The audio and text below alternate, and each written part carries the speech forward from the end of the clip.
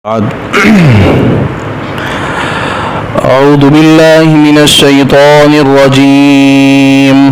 بسم الله الرحمن الرحيم. إنا بلوناهم كما بلونا أصحاب الجنة إذ أقسموا ليصرمنها مصبحين ولا يستثنون فطاف عليها طائف من ربك وهم نائمون فأصبحت كالصريم فتنادوا مصبحين أن اغدوا على حرثكم إن كنتم صارمين فانطلقوا وهم يتخافتون ألا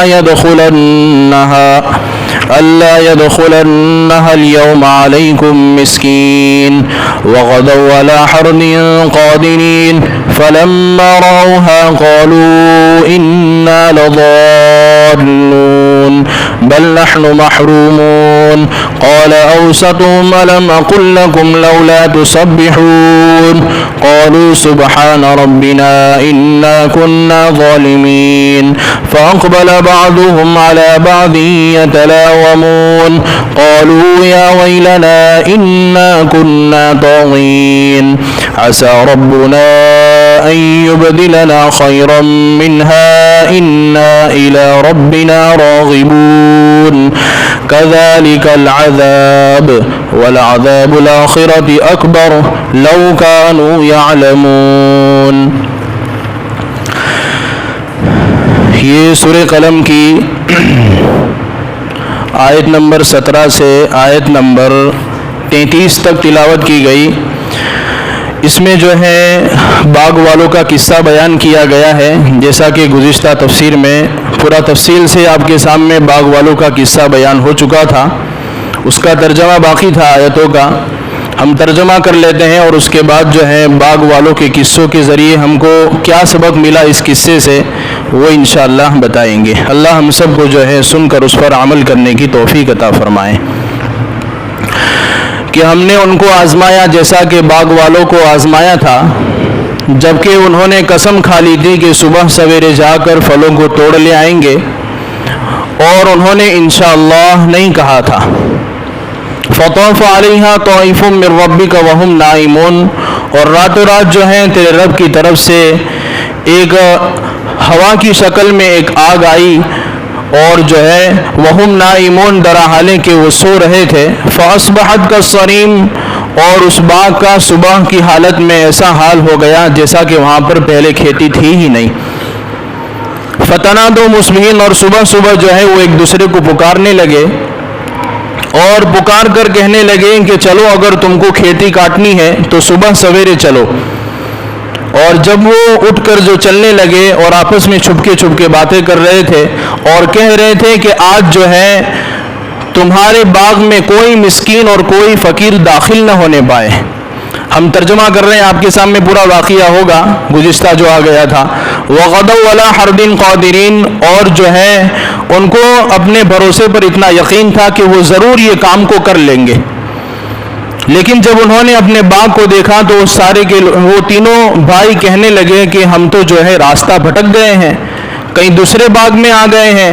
بل نحن محرومون، لیکن ساری چیزوں کو دیکھا اور ساری نشانیاں دیکھی تو کہنے لگے نہیں ہم تو محروم کر دیے گئے اور ہماری قسمت پھوٹ گئی. قال اوسطهم الم اقل لكم لولا تسبحون، اس میں جو شریف بھائی تھا، جو سمجھدار بھائی تھا، نیک آدمی تھا تھوڑا، الم اقل لكم، اس نے کہا کہ میں نے تم سے کہا نہیں تھا کہ اللہ کی تسبیح بیان نہیں کی، اس کی وجہ سے ہوا. قالوا سبحان ربنا انا كنا ظالمین، سارے لوگ کہنے لگے، تینوں کہنے لگے کہ ہمارے رب کی ذات پاک ہے، ہم ہی قصوروار ہیں. فاقبل بعضهم على بعض يتلاومون، اور ایک دوسرے کے سامنے منہ کر کے لعن طعن کرنے لگے. قولوا یا ویلنا انا کنا طاغین، اور توبہ کے طور پر کہنے لگے کہ ہائے ہماری ہلاکتی، ہم ہی ظالم ٹھہرے، ہم ہی قصوروار ٹھہرے، عسیٰ ربنا، ہم جو ہے عن قریب جو ہے ہمارا رب اس سے بہتر ہم کو بدلہ عطا کرے گا، انا الی راغبون، ہم ہمارے رب کی طرف متوجہ ہوتے ہیں۔ اسی طرح عذاب آیا کرتا ہے، اور دنیا کے عذاب کے مقابلے میں آخرت کا عذاب بڑا عذاب ہے، کاش یہ لوگ سمجھ جاتے۔ اب جو ہے یہ جو باغ والوں کا قصہ ہے، مختصر طور پر بتا دیں کہ ان کا جو باپ تھا سخی تھا، نیک آدمی تھا، اور وراثت کے اندر جو ہے انہوں نے ایک باغ چھوڑا تھا جس میں پھل تھے اور کھیتی تھی، بہت ساری چیزیں چھوڑی تھی وراثت کے اندر، اور ان کے 3 لڑکے تھے، اور ان 3 لڑکوں نے غریبوں سے اسے جو ہے باغ سے دور رکھا اور غریبوں کے اندر تقسیم نہیں کیا، جیسا کہ ان کے باپ کرا کرتے تھے، غریبوں کے اندر اناج کو تقسیم کرتے تھے، پھلوں کو تقسیم کرتے تھے۔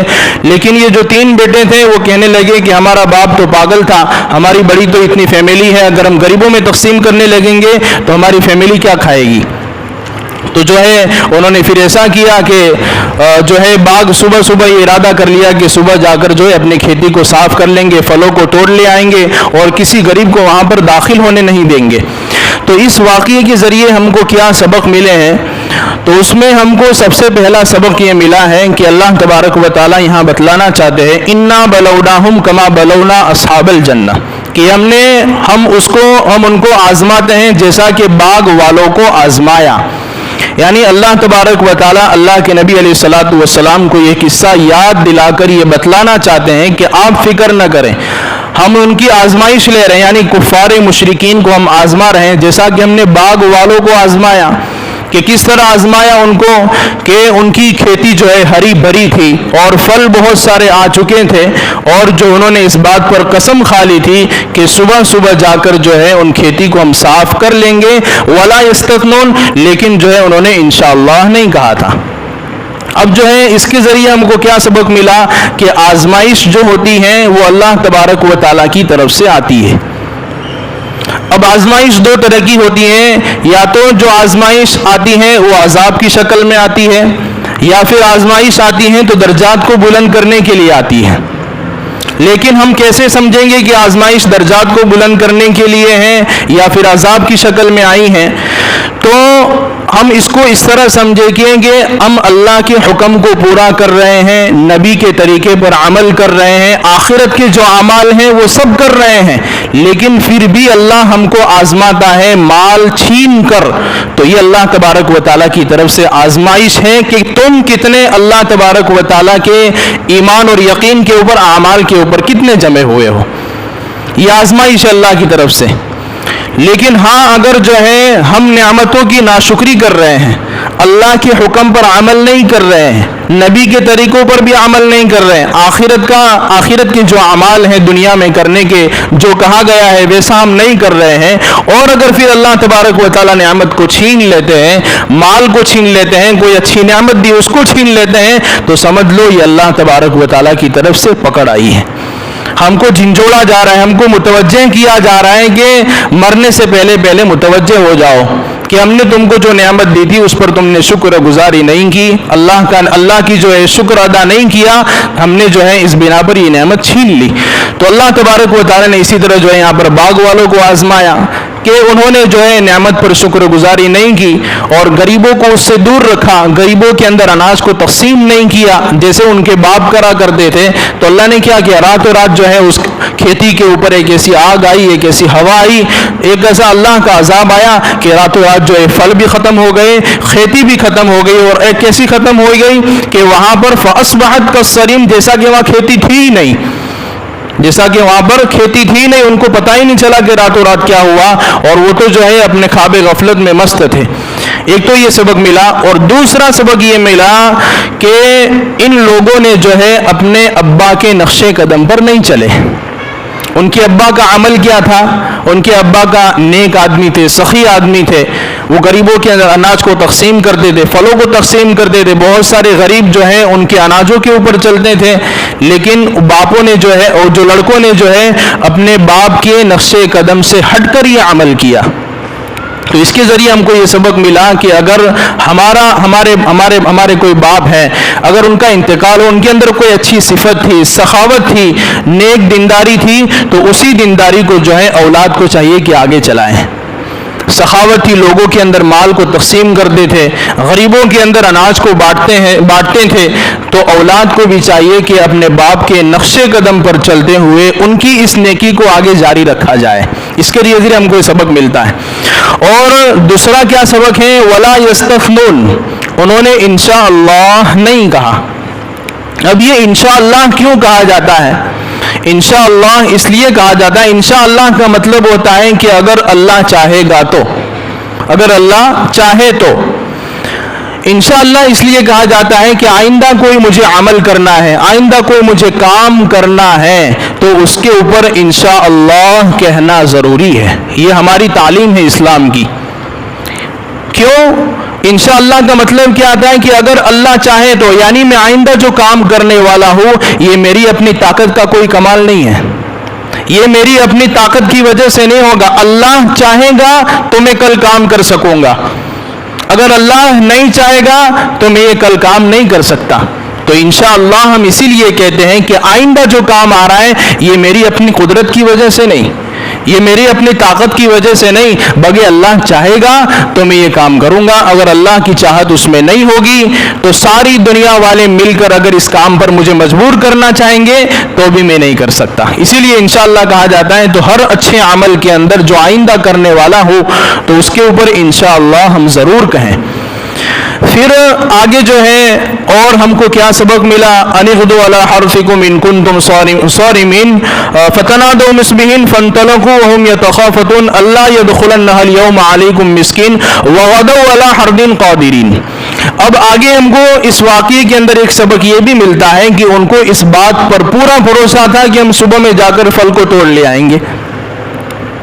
یہ آدمی کو جو ہے نا اس کو انگلش کے اندر کہتے ہیں اوور کانفیڈنس، کہ اپنے آپ پر پورا بھروسہ ہوتا ہے۔ آج تو انشاءاللہ آج سے جو ہے 500 روپے کمائی کر لے آئیں گے، 1000 روپے کما کر لے آئیں گے، لیکن جو انشاءاللہ کہتا ہے اس کا یہ کام پورا ضرور ہوتا ہے۔ لیکن انشاءاللہ نہیں کہا اور اپنے آپ کی اپنے جو ہے طاقت کے اوپر، اپنے بلبوتے کے اوپر آدمی جب یہ کہتا ہے تو یہ کام ان سے نہیں ہوتا ہے، جیسے ان لوگوں سے نہیں ہوا۔ وَغَدَوْا عَلَىٰ حَرْدٍ قَادِرِينَ، اللہ تبارک و تعالیٰ کہتے ہیں یہ صبح سویرے اس حالت میں جا رہے تھے، ان کو اپنے آپ پر پورا بھروسہ تھا کہ یہ کام کر لیں گے، لیکن کیا ہوا؟ فَلَمَّا رَأَوْهَا قَالُوا إِنَّا لَضَالُّونَ، جب انہوں نے وہاں جا کر دیکھا تو کہنے لگے کہ ہم تو گمراہ ہو گئے، ہم کہیں دوسرے باغ میں آ گئے۔ یعنی آدمی جب اپنے طاقت کے اوپر اوور کانفیڈنس ظاہر کرتا ہے اور انشاءاللہ نہیں کہتا ہے تو غیر محسوس طریقے سے اللہ تبارک و تعالیٰ اس تک جو ہے رزق نہیں پہنچاتے ہیں۔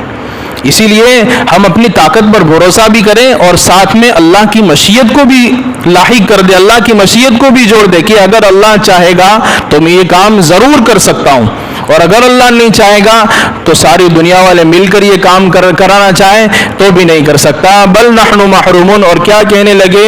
بلکہ ہم تو محروم کر دیے گئے ہیں، ہماری قسمت ہی پھوٹ گئی۔ یہ سبق ملا ہم کو کہ ہم جو ہے جب بھی کوئی کام کرنے جائیں تو اپنی طاقت کے بل بوتے پر نہیں بلکہ اللہ کی چاہت کو سامنے رکھیں کہ اگر اللہ چاہے گا تو میں یہ کام کر سکتا ہوں۔ اور آگے دوسرا سبق ہم کو اس واقعے کے ذریعے اندر یہ بھی ملتا ہے کہ اس کے اندر جو ایک بھائی تھا نا جو دوسرے بھائیوں کے مقابلے میں تھوڑا نیک تھا، جس کو قرآن کریم نے کہا ہے کہ فَأَقْبَلَ بَعْضُهُمْ،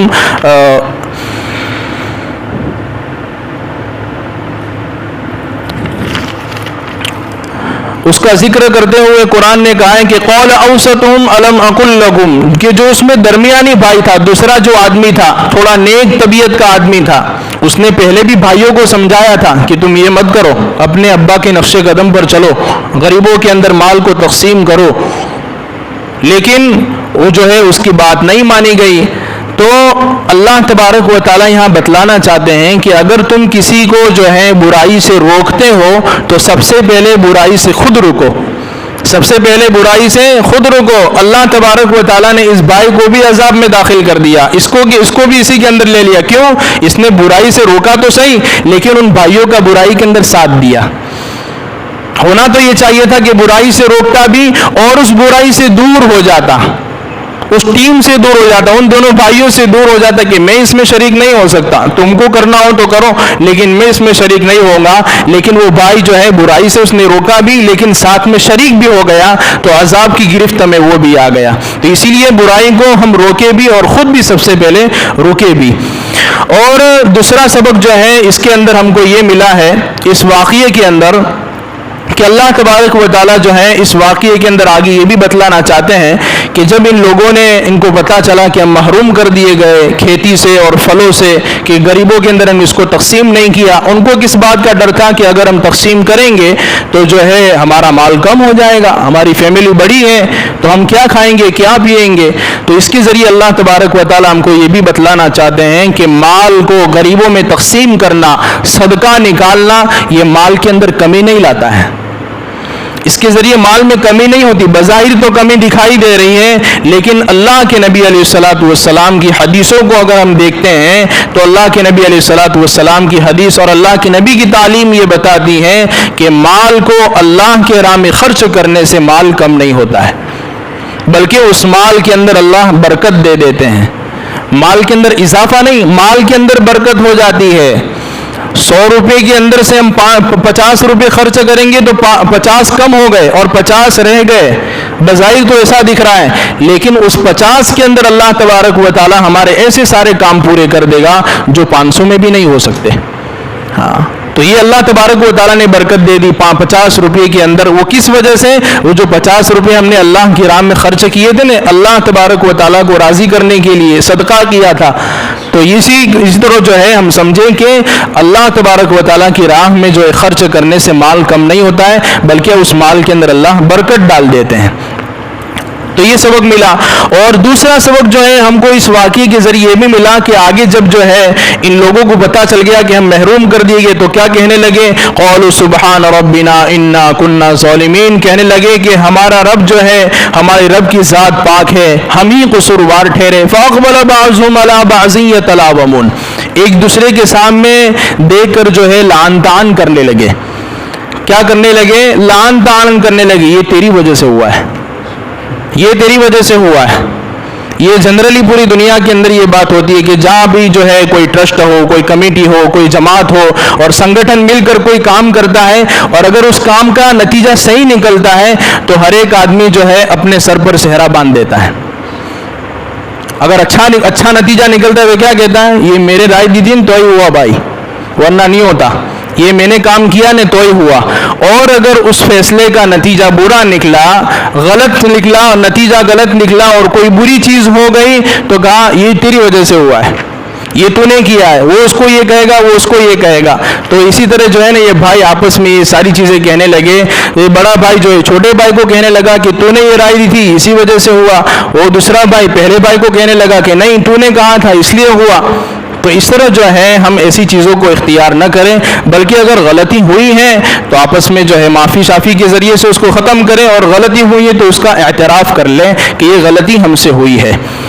اور پھر جو ہے آگے جو ہے انہوں نے توبہ کے طور پر یہ کہا کہ قولوا یا ویلنا انا کنا طاغین، کہ انہوں نے کہا کہ ہائے ہماری ہلاکتی، ہم ہی قصوروار ٹھہرے تھے، ہم نے ہی غلطی کر لی تھی۔ عسى ربنا ان يبدلنا خيرا منها انا الى ربنا راغبون۔ اب یہ توبہ کے طور پر جو ہے اللہ تبارک و تعالیٰ سے ہاتھ اٹھا کر کہہ رہے ہیں کہ ہمارا رب جو ہے عن قریب ہم کو اس سے بہتر بدلہ دے گا۔